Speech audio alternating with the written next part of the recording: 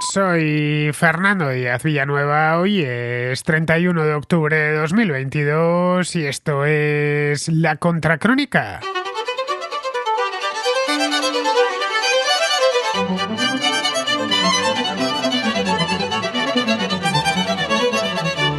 Después de 6 meses y varios giros de guión, la telenovela de Elon Musk y Twitter llegó a su fin el pasado jueves con la llegada del nuevo propietario de la empresa a sus oficinas centrales de San Francisco. Entró con un lavabo en la mano y luego tomó café de forma muy desenfadada con parte de la plantilla. Horas más tarde procedió a una antológica purga en el consejo directivo de la empresa. En cuestión de minutos fueron despedidos el director general, Parag Agrawal, el director financiero, Ned Segal, la directora jurídica, Vijaya Gadde, y otros ejecutivos de la firma. Ahora tiene por delante lo más difícil, enderezar el rumbo del barco en un momento francamente complicado, no solo para Twitter, sino para toda la industria tecnológica y más concretamente para las redes sociales. La matriz de Facebook, Meta Platforms, la de Snapchat y Alphabet, que es la propietaria de Google y su plataforma de vídeo YouTube, han visto cómo los precios de sus acciones se desploman en las últimas semanas tras el anuncio de los resultados trimestrales, que no han sido tan buenos como los inversores esperaban. YouTube, de hecho, ha registrado la primera reducción en la facturación por publicidad de su historia. Snapchat avisó a los inversores de que está operando bajo el supuesto de que no habrá crecimiento de ingresos este trimestre y la acción de Meta está por los suelos, cerca de la barrera psicológica de los $100, cuando hace solo un año se vendía a más de 300. La de Meta es quizá la situación más comprometida. Su caída de ingresos ha sido notable y al tiempo la dirección de la empresa ha adelantado ambiciosos y multimillonarios planes para desarrollar el metaverso, un gran proyecto de transformación digital que pusieron en marcha hace un año y al que le dediqué un programa. Pero a pesar de todo el dinero que le han dedicado, que ha sido muchísimo, el metaverso no termina de convencer a los usuarios. Actualmente solo tiene unos 200.000 frente a los casi 3.000 millones que entran en Facebook de forma regular. La situación es grave porque el valor de mercado de la matriz ha caído por debajo de los 300.000 millones de dólares por primera vez desde principios de 2016. Twitter enfrenta los mismos problemas que sus competidores. Tienen que hacer frente a un clima económico difícil, agravado por la inflación, el incremento en los costes energéticos, la guerra en Ucrania y la competencia inclemente de su rival chino, de TikTok. Twitter también tiene problemas de cosecha propia que solucionar. La empresa vive casi exclusivamente de la publicidad y podría perder anunciantes que se sienten incómodos con Elon Musk y con el nuevo aire que quiere dar a esta red social. Musk asegura que quiere diversificar las fuentes de ingresos creando un servicio de suscripción, de pago, que complemente los ingresos provenientes de la publicidad, pero aún no ha establecido una hoja de ruta clara sobre lo que va a hacer. Algunos anunciantes han expresado su preocupación de que el inquebrantable compromiso con la libertad de expresión anunciado por Elon Musk ocasione una avalancha de contenido problemático y, por lo tanto, de contenido que no sea del agrado de los anunciantes. Habida cuenta de que el negocio publicitario de Twitter ya se encontraba en un terreno difícil, Musk deberá establecer pautas claras sobre cómo será la moderación de contenidos si quiere mantener a los anunciantes dentro de su red social.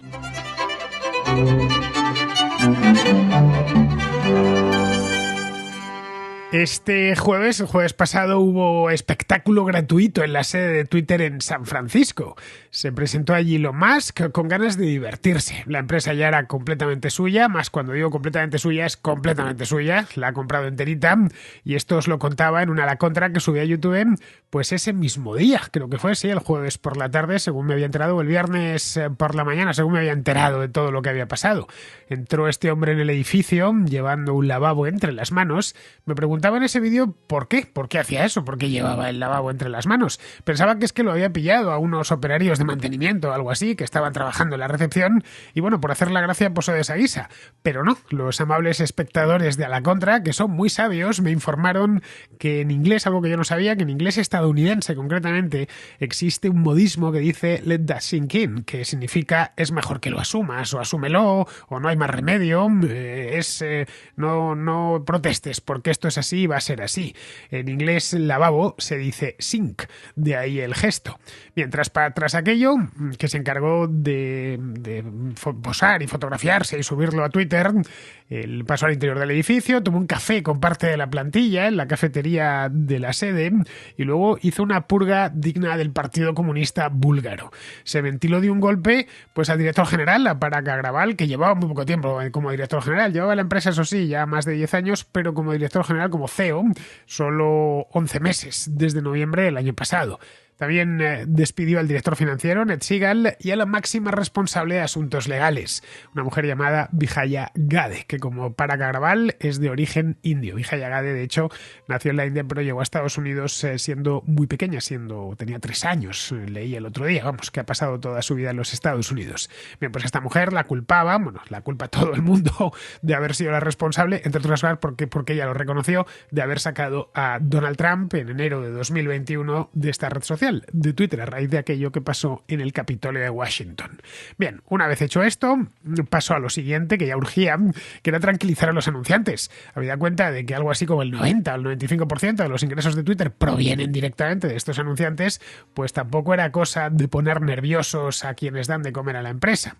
Lo hizo naturalmente y como no podía ser de otra manera, por Twitter, adjuntando una carta en la que decía, y de manera textual, que creía firmemente, y esto es textual, la tengo delante, que la publicidad, cuando se hace bien, puede deleitar, entretener e informar. Lo de entretener e informar, lo de deleitar y entretener, me consta que es así. Hay publicistas que son auténticos genios y hacen que disfrutemos mucho con los anuncios. No es lo habitual, pero sucede. Lo de informar ya menos. La información y la publicidad, por regla general, no suelen ir de la mano. Cuando tratas de vender un producto, no tienes que informar sobre él, sino cantar alabanzas del mismo producto. Pero bueno, eso es lo que decía este hombre.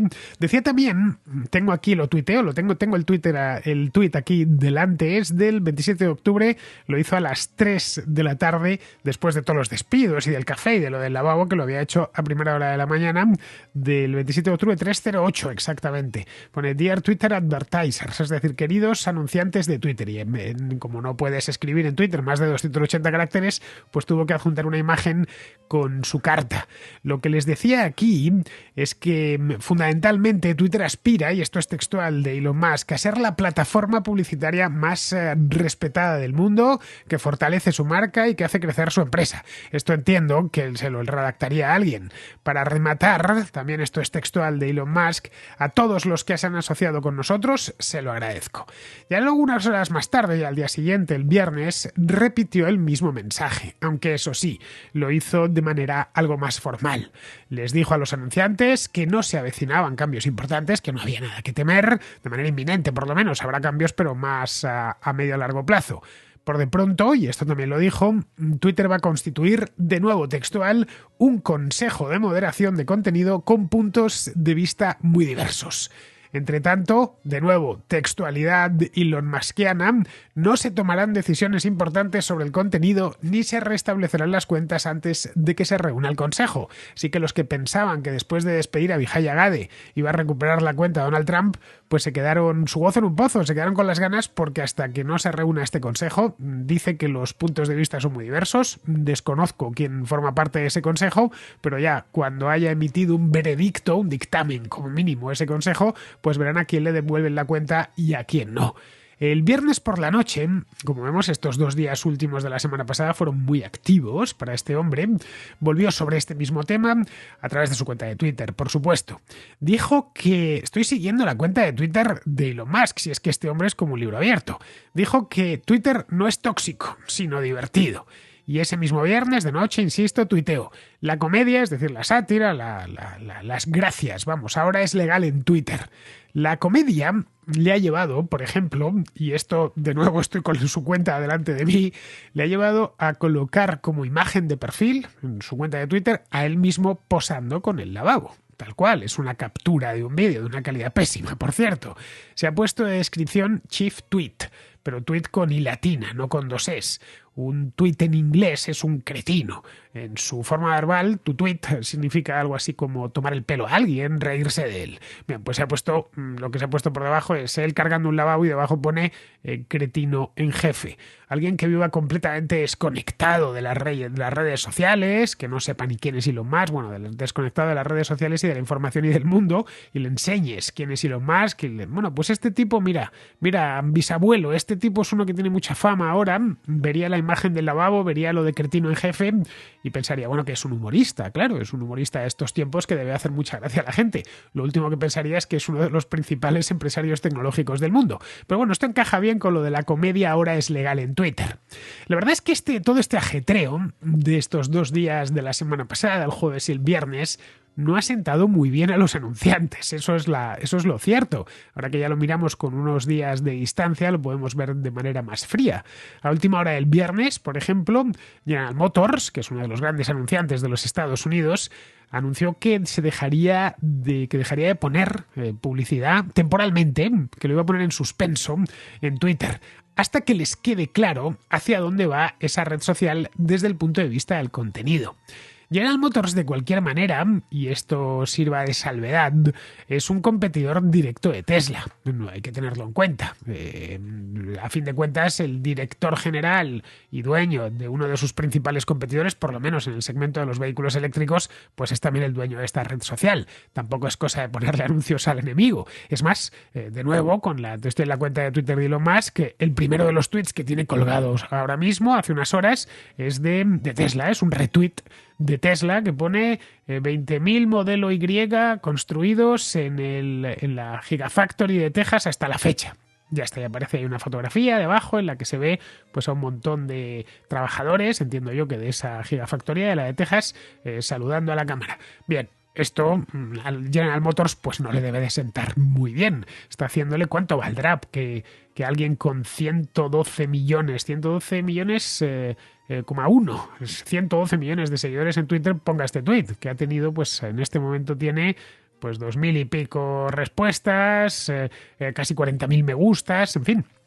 Esto cualquier empresa paga mucho dinero por ponerlo. Claro, esto a General Motors no le debió sentar bien. Así que, teniendo en cuenta que Tesla es un fabricante de vehículos eléctricos, del que Musk es su principal accionista, es su director ejecutivo también, y al que le debe, por cierto, buena parte de su fama y de su fortuna personal, pues claro, los de General Motors tampoco quieren financiar a su principal o a uno de sus principales competidores, al menos, ya digo, en el segmento de los vehículos eléctricos. La verdad es que, si echamos la vista atrás, lo que vemos es que Elon Musk pasó meses tratando de desdecirse, tratando de echarse atrás en el acuerdo de compra de Twitter. Y es muy consciente, porque este hombre es gracioso, es simpático, al menos eso lo parece, le gustan las bromas, pero es un buen empresario, no ha llegado a acumular semejante patrimonio por casualidad. Es decir, es consciente del desafío empresarial que supone aquella empresa.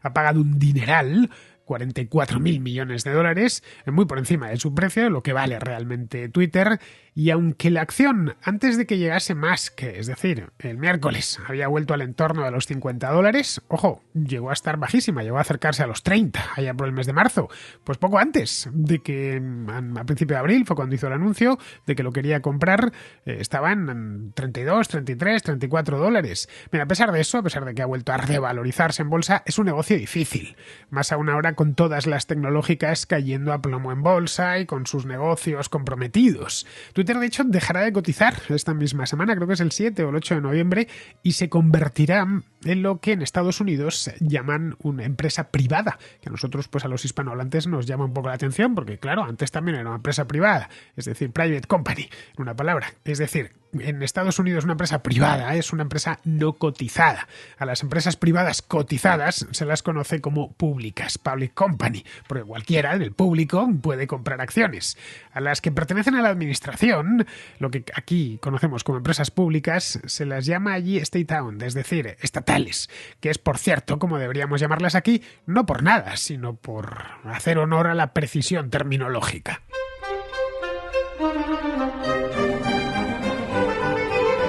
Cotizando sin cotizar en la bolsa de Nueva York, el hecho es que Twitter tiene por delante un panorama complicado.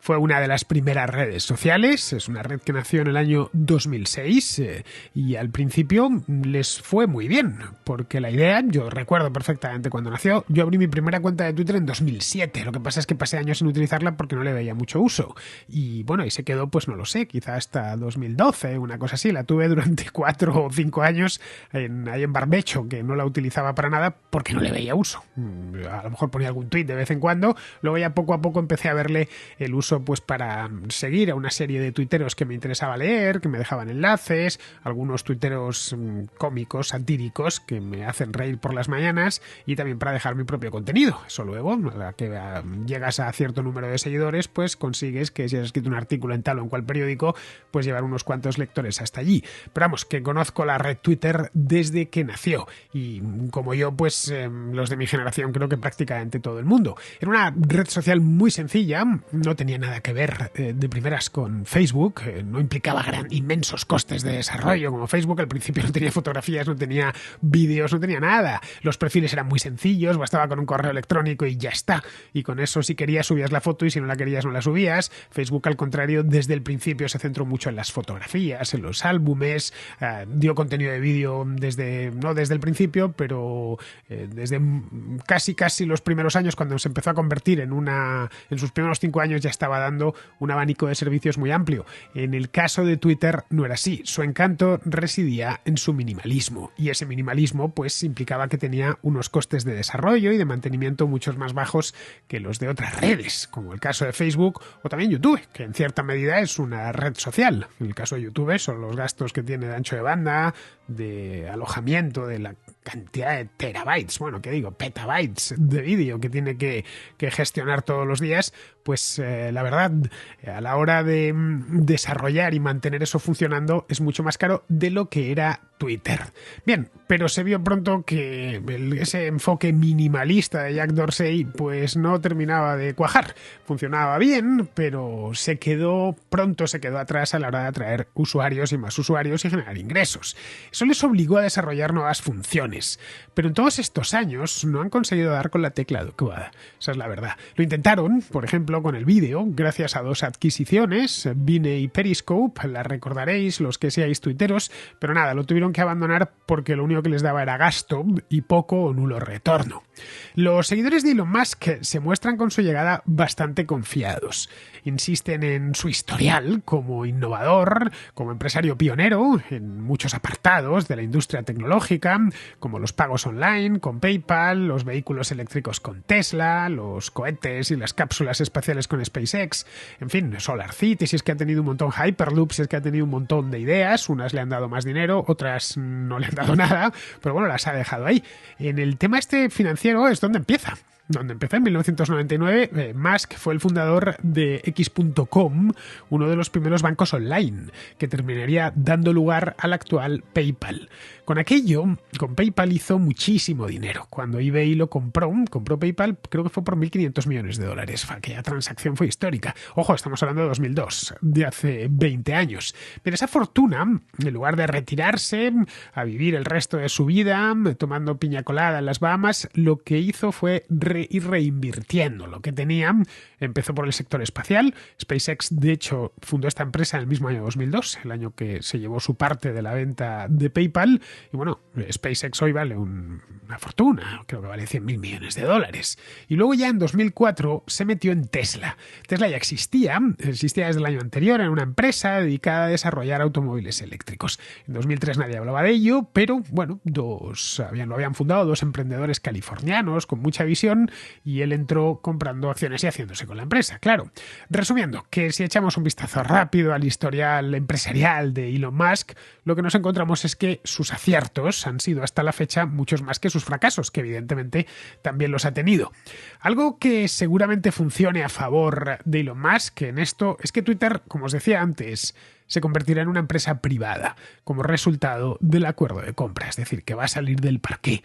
Esto le permitirá trabajar tranquilo, sin sentir el aliento de los accionistas en el cogote y sin tener que estar mirando a diario con pues con una esquinita del ojo a ver cómo ha cerrado la cotización de la compañía cada día, y si se cae mucho, pues teniendo que modificar los planes sobre la marcha, y con editoriales de prensa negativos, y con todos los columnistas de Estados Unidos y del resto del mundo criticándole, en fin, y los anunciantes marchándose, que cuando no tienes cuando tienes la compañía pública, es decir, cuando la tienes en bolsa, se puede hacer las cosas de manera mucho más sencilla, por lo menos con muchísima menos presión. Pero claro, Twitter, a diferencia de lo que era SpaceX, que la fundió él mismo, o Tesla, que no la había fundado él, pero sí llegó un año después de que la fundasen estos dos, bien, en el caso de Twitter no es ni siquiera PayPal. PayPal también surgió de una fusión. Él había fundado X.com, se fusionó con otra y utilizaron el término PayPal. Es decir, eran empresas nuevas. En este caso no es así. Twitter no es una empresa nueva. En un mercado recién nacido, como el de la banca online hace 20 años o el de los automóviles eléctricos hace 15. Twitter tiene ya 16 años a sus espaldas y el mercado de las redes sociales es un mercado completamente maduro a estas alturas. Así que, visto desde cierto punto de vista, arreglar Twitter, si es que lo consigue hacer, bien podría ser el mayor de los retos con los que se ha enfrentado este hombre hasta el momento. Los usuarios esperan que Musk anuncie los planes para esta red social, porque todavía no ha dicho nada, salvo estas cartas que os he leído un poco por encima, e insistir, decir, bueno, pues algunas cosas grandilocuentes, como que esto va a favor de la civilización, para salvar a la civilización, como que cree en la libertad de expresión por encima de cualquier otra cosa, pero no, hace falta una hoja de ruta en condiciones. Twitter va a funcionar así, ya no está ni el director general, ni el financiero, bueno, ni siquiera la mujer esta de los asuntos legales, y supongo que seguirá despidiendo gente que están a nivel más intermedio. Es decir, para explicar su hoja de ruta va a necesitar mucho más de los 280 caracteres que Twitter permite por mensaje. Antes eran menos, antes eran creo que 140, lo subieron a 280 hace no mucho. Un buen primer paso sería dejar claro que no se eliminarán simples opiniones sobre temas polémicos de actualidad, como puede ser, no lo sé, la pandemia, por ejemplo, las vacunas o el cambio climático. Estoy hablando de simples opiniones. Siempre que algo se exprese educadamente y sin injuriar a nadie, debería tener cabida en esta red social y en cualquier sitio, al menos dentro de un país libre. Caray, si uno es perfectamente libre de decir en la calle que la Tierra es plana o que el hombre nunca llegó a la Luna, y hay gente que lo dice abiertamente y publica libros y nadie se los censura, pues también debería ser libre para decir eso mismo en su cuenta de Twitter, pues qué sé yo, sin miedo a que les la quiten, claro. Que decir que no piensa vacunarse o que la vacuna lleva un microchip, que es pues cosas de estas que se pueden decir en la calle, pero en cambio en Twitter uno se juega la cuenta, o que el cambio climático es mentira, nos puede decir, o que la Tierra es plana, es decir, nos puede decir que nos puede llevar a pensar que es más o menos descabellado, pero uno debe de ser libre de exponer sus propias ideas. Una buena idea sería que se llevase la empresa a Texas, como ya ha hecho con Tesla.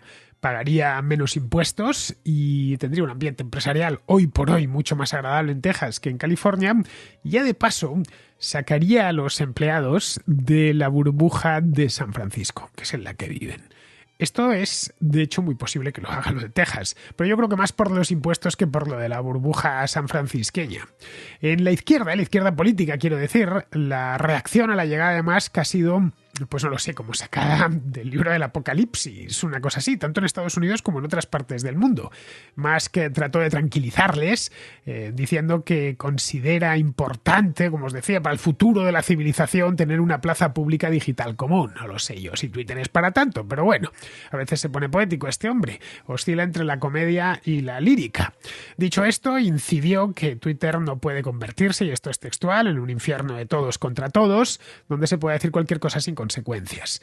Es decir, que vino a decir, y esto de nuevo lo tengo aquí apuntado, además de adherirse a las leyes de nuestro país, de Estados Unidos, nuestra plataforma debe de ser cálida y acogedora para todos. A ver, esto evidentemente es una cosa muy breve sobre por dónde va a ir esa hoja de ruta cuando se presente esos nuevos planes. Pero vamos, si se adhiere a las leyes, respeta las leyes de cada país, de Estados Unidos, de Alemania, de España, de México, de Argentina, de Holanda, y trata de ser cálida y acogedora para todos, no suena como que todo va a valer, como que eso va a ser un infierno, como estaban diciendo en algunos periódicos y algunos líderes de opinión.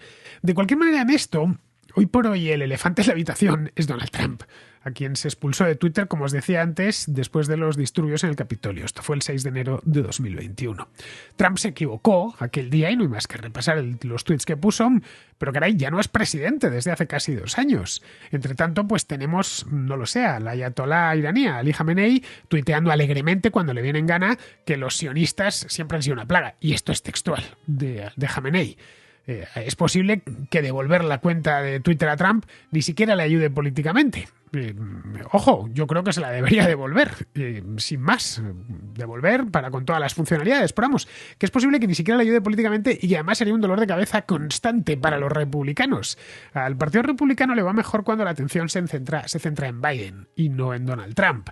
Si Trump decide volver, creo que nadie será más feliz que los redactores del Washington Post, del New York Times y del País de Madrid, vamos, y como estos periódicos, pues el resto, que quieren desesperadamente que vuelva a postularse para presidente para tener algo contra lo que luchar. En fin, ya veremos lo que hacen, pero tendrá que atender a las demandas de los usuarios, porque de lo contrario la empresa seguirá perdiendo dinero y seguirá perdiendo usuarios.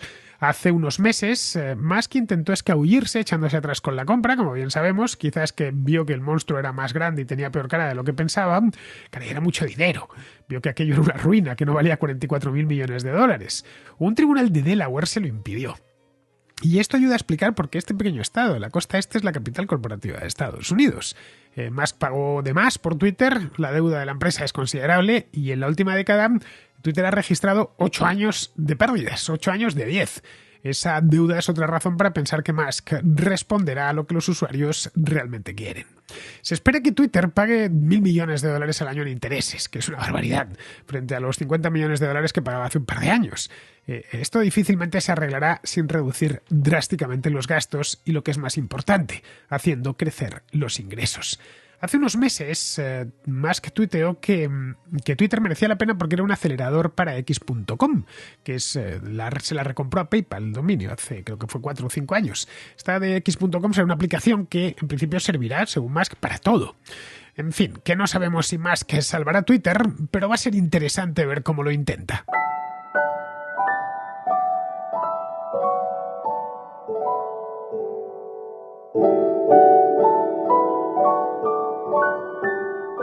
Blue IU es el complemento de tus seguros de Sanitas que incorpora muchísimas ventajas y novedades digitales de teleasistencia e innovación en los tratamientos. Y ahora es mejor porque Blue IU añade un nuevo servicio llamado Cuida tu mente. Es un servicio muy interesante porque se centra tanto en la prevención como en el tratamiento de posibles problemas psicológicos en nuestra familia o amigos. Consta de 4 pilares. El primero es la orientación diagnóstica para identificar tus preocupaciones y problemas. El segundo, terapias digitales, que incluyen contenido recomendado como libros, vídeos o podcast, donde podrás entender mejor tu situación emocional y mental.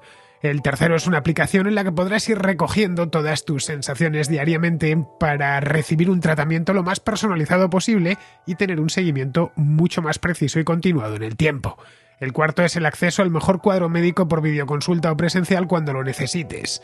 Todo lo podrás gestionar a través de la aplicación Blue IU sin tener que hacer llamadas, sin esperas y sin visitas, porque los problemas que están dentro no siempre se ven por fuera. En Sanitas se preocupan de tu salud mental y emocional, así que no lo dudes y descubre mucha más información en blueiu.es. Además, si te unes al gran equipo que es Sanitas, tendrás un año gratis de Blue IU, que entre otras cosas incluye el servicio de psicología Cuida tu mente. Date prisa, entra en blueiu.es y empieza a cuidarte.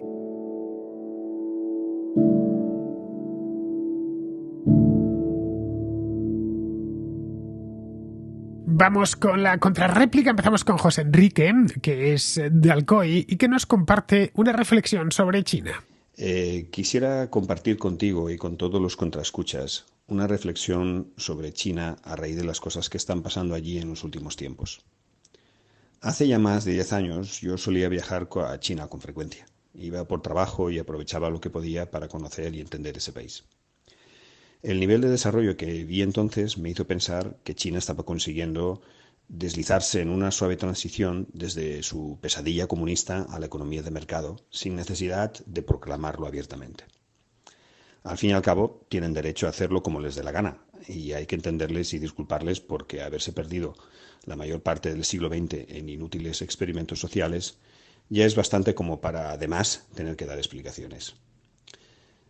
Desde el visionario Deng Xiaoping, los sucesivos líderes chinos habían demostrado estar algo vacunados de los excesos de Mao. Parecían capaces de ser lo suficientemente pragmáticos como para multiplicar la renta de los ciudadanos de ese país. Pero desde que vino Xi, se produjo un cambio importante de rumbo, que yo, por cierto, tardé bastante en notar y que ahora se está percibiendo con toda su fuerza. El dogmatismo ha regresado. Y ahora voy al meollo de mi reflexión, porque todo lo dicho en esta introducción seguramente ya lo sabéis. Yo no me suelo tomar en serio ninguna teoría conspirativa. Las escucho por curiosidad morbosa, pero las desguazo fácilmente porque suelen ser bastante burdas. Eso fue lo que hice cuando oí por primera vez la que decía que China había creado el COVID. Yo opinaba que era ridículo pensar que eso pudiese ser del interés del gobierno chino. Ellos no iban a ganar nada con ello. Pero eso solo vale para quien piensa como un occidental. Hay muchas cosas que no pensé entonces y que ahora tienen más sentido. Xi no entiende de la economía de mercado. Seguramente la desprecia. Así que el daño económico le da igual. Xi estaba mucho más interesado en el control de la población, lo cual ha conseguido con la app para el control COVID que todos los ciudadanos llevan instalada obligatoriamente en su móvil. Aquí cabe señalar que China no tiene la industria más potente de programación, salvo que sea para el espionaje. ¿Quién es capaz de citar una app china interesante que no sea TikTok? Y esa no inventa nada tecnológicamente nuevo. Pero el caso es que fue capaz de lanzar en pocas semanas una app muy eficaz en el control de la población. Quizás estaba ya preparada de antemano. Añadiría que esto justificaría el sospechoso empeño de China en mantener la estricta política de COVID-0. Así dan apariencia de protección y justifican la vigencia de una app de vigilancia. Por último, lo que vimos en el Congreso del Partido hace pocos días era la evidencia que me faltaba para saber que Xi es capaz de todo eso y más. En una investigación de un caso criminal, generalmente todo se construye a partir de un móvil. Xi tiene el suyo, que no supe ver porque me empeñé en creer que China caminaba hacia la libertad económica y que con ella vendrían las demás. Era una bonita idea. Conclusión. Ahora creo que es posible que Xi planificase el COVID. Fernando, muchísimas gracias por tu trabajo, una vez más. Eso que pensabas tú lo pensaba mucha gente, José Enrique. Se tenía China como una potencia emergente, pero en lo esencial pacífica. Vamos, que solo quería integrarse en el mercado mundial y mejorar el nivel de vida de sus habitantes. Pero el riesgo de que sus dirigentes se sintiesen tentados de ir algo más allá estaba ahí, porque su crecimiento económico en los años 90 y en la primera década de este siglo pues fue vertiginoso, como bien sabemos, colocando al país en la segunda posición en términos de PIB a mucha distancia del tercero. Los que pensaban que el Partido Comunista iría poco a poco abriendo la mano ignoraban que el Partido Comunista de China es una maquinaria de poder perfectamente engrasada. Si China no abandonó el sistema de partido único a principios de los años 90, coincidiendo con la caída del muro de Berlín y de la Unión Soviética, fue porque el partido quiso evitarlo. Miraron cuidadosamente lo que había sucedido en la URSS y en Europa del Este y trataron de evitar que se reprodujese lo mismo en China. Lo consiguieron gracias al desarrollo económico. Los chinos en los años 80 eran tremendamente pobres y cualquier avance en este campo lo valorarían mucho, como así fue. Pasar de vivir con un bol de arroz y una bicicleta a hacerlo en una casa nueva, con un automóvil y con vacaciones, pues caray, en una sola generación es un salto de gigante. El problema se presentaría cuando los chinos se acostumbrasen a vivir con comodidades, ya que en ese momento exigirían más libertades personales y políticas. Bien, pues eso mismo es lo que supo ver Xi Jinping hace 10 años. Sabía que cualquier tipo de concesión significaría el fin del régimen en el medio plazo. Y a eso mismo se afanó, desde que le hicieron secretario general del partido hace 10 años, a finales del año 2012. Ha sido un proceso lento, pero muy decidido hacia un nuevo tipo de dictadura que podríamos denominar como ciberdictadura. Gracias a las nuevas tecnologías, el Estado chino tiene un control completo de los ciudadanos en todo momento y lugar. Esa ciberdictadura tiene su expresión más depurada en el sistema de crédito social. Respecto a si el SARS-CoV-2, que es el virus causante de la COVID, fue o no sintetizado en un laboratorio chino, lo desconocemos. Solo podemos aportar pruebas circunstanciales, pero ninguna de cargo. Lo que sí sabemos a estas alturas es que la pandemia al gobierno chino le ha venido a pedir de boca, para ir apretar más el dogal a los chinos y adelantar varios años su programa de control social. La obsesión de los gobernantes chinos con Internet y en general con la tecnología es muy anterior a Xi Jinping, de cualquier modo. El gran cortafuegos, del que he hablado aquí en más de una ocasión, se creó en tiempos de Jiang Zemin, hace más de 20 años, y tanto él como Hu Jintao mantuvieron al país desconectado del resto del mundo en términos de conectividad a la red. Desde el principio se promovió el desarrollo de aplicaciones y de servicios que fuesen copias exactas de las occidentales, para que el chino así de a pie no tuviese que utilizar las occidentales, es decir, no tuviese que utilizar Google, Facebook, Twitter, YouTube. Bueno, incluso es alguno que nada tienen que ver con la comunicación, que se llama Amazon, tampoco está en China, y es una simple tienda, o eBay. El Google chino, por ejemplo, se llama Baidu. Y si entras en su web, que es accesible desde España, verás que es una copia descarada de Google, hasta en el diseño. En China no operan ni siquiera servicios de Internet que políticamente no deberían ser comprometidos, como por ejemplo Spotify. Tienen uno allí que se llama QQ Music, o Uber, ya ves tú, unos tipos que te llevan de un sitio a otro por la ciudad en unos coches, ¿no? Pues no existe. Tienen uno que se llama Didi. Resumiendo, que el Internet del resto del mundo simplemente no funciona en China, que lleva 25 años construyendo un Internet aparte, vigilado por el gobierno. Miren, eso tuvieron vista. Pero fue Jiang Zemin, que presidente entre 1993 y 2003, quien puso todo eso en marcha. El sistema de crédito social también es anterior a la pandemia, muy anterior a la pandemia. Empezaron a trabajar en él hacia 2010, con Hu Jintao. En 2015 empezó a ponerse en marcha con bancos y desarrolladores de software y servicios, y su prueba piloto fue entre 2016 y 2017 en una serie de ciudades seleccionadas. En 2018 ya funcionaba a pleno rendimiento en varias de esas ciudades y en 2019 se empezó a extender a otras partes del país. Cuando llegó la pandemia, en el año 2020, lo único que hicieron fue acelerar la implementación. Si eso se debió a algo planeado o simplemente aprovecharon la pandemia, pues es un misterio. Pero vamos, no era la primera vez que tenían un problema con un virus de ese tipo, con un coronavirus. El coronavirus anterior, el SARS-CoV-1, también apareció en China. Y si te fijas, durante 2 meses el SARS-CoV-2, la COVID, la mantuvieron en secreto. Es decir, que no parecían muy contentos con aquello. Luego ya cuando empezó a extenderse por el mundo es cuando decidieron ir con lo del COVID-0, que eso les da unas posibilidades de control social inmensas, mucho mayores de lo que habían tenido hasta ese momento, por aquello de la salud. La política de COVID-0, por cierto, se aplicó también en otros países, Australia, Nueva Zelanda, Singapur, pero eso sí, luego la abandonaron. Ahí, claro, estos países no tienen un interés oculto en mantenerla. En China la vista está que sí. Bien, vamos ahora con Mónica, que ha escuchado la contrarréplica de ayer sobre Halloween y nos habla de las tradiciones. Saludos, Fernando y Contraescuchas. Fernando, te quería felicitar por el programa que has hecho dedicado a Halloween y sobre todo la reflexión acerca de la tradición, de cómo realmente es lo que cada uno vive y va compartiendo con los demás, lo que hace que evolucionen las tradiciones y las cosas y el modo de vivir y la sociedad, siempre buscando sobre todo la convivencia y el compartir entre la gente.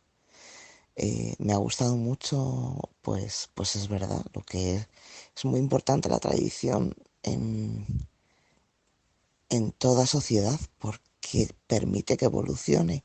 Aquellas sociedades que se cierran en sí mismas acaban realmente por no tener nada que compartir con otras. Y suelen ser, quiero decir, al final se cierran y no queda nada de ellas. Pues nada, espero que todos estéis bien y podáis sobre todo compartir con vuestros vecinos y ciertamente para la gente que tenemos creencia en la vida, más allá de esta vida. Siempre es hermoso recordar a aquellos que nos han precedido y aquellos con los que hemos compartido en el tiempo y que en cierto modo están también con nosotros. Un fuerte abrazo para todos y gracias por tus programas, Fernando.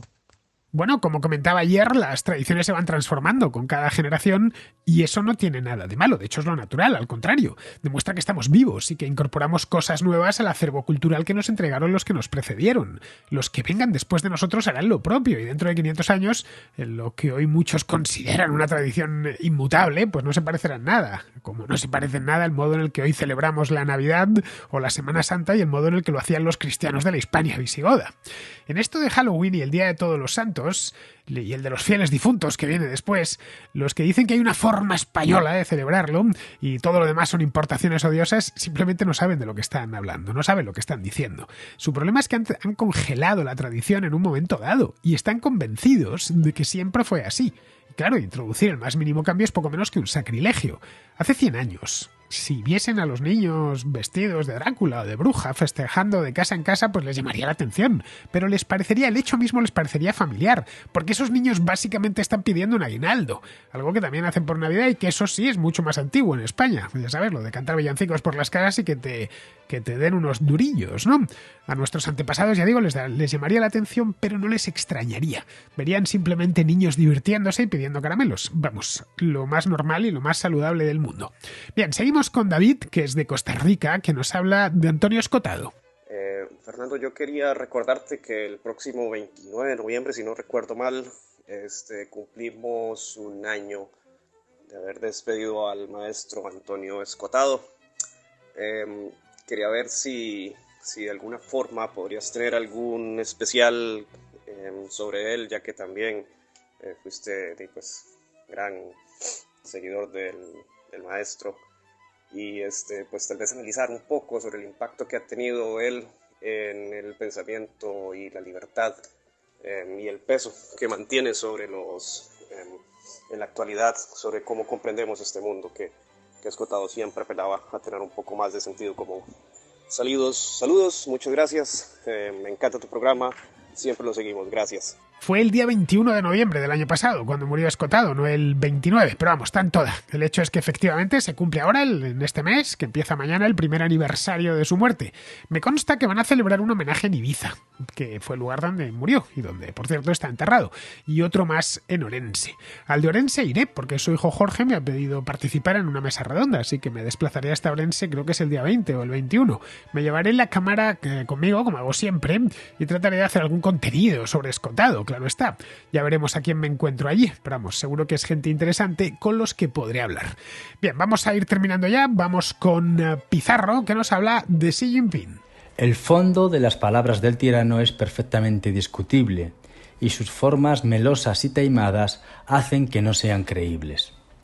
Reunificación, primera potencia mundial, economía redistributiva planificada y control plenipotenciario del líder providencial. O guerra, debacle económica y crisis sociopolítica a la China, es decir, purgas y propaganda. El tirano ya tiene todos los resortes del poder y con ellos ninguna capacidad para tomar decisiones sensatas, sopesadas, flexibles y adaptativas. Le añadimos soberbia, paranoia y crueldad y estaría el cóctel emético chino listo. Un cordial saludo de Pizarro. Y hasta aquí, queridos amigos, llega la contracrónica de hoy, que es 31 de octubre, último día de octubre, mañana es el 1 de noviembre, que me han dicho por ahí que es festivo y lo será en otras partes, pero en la contracrónica no. Así que hasta mañana, amigos.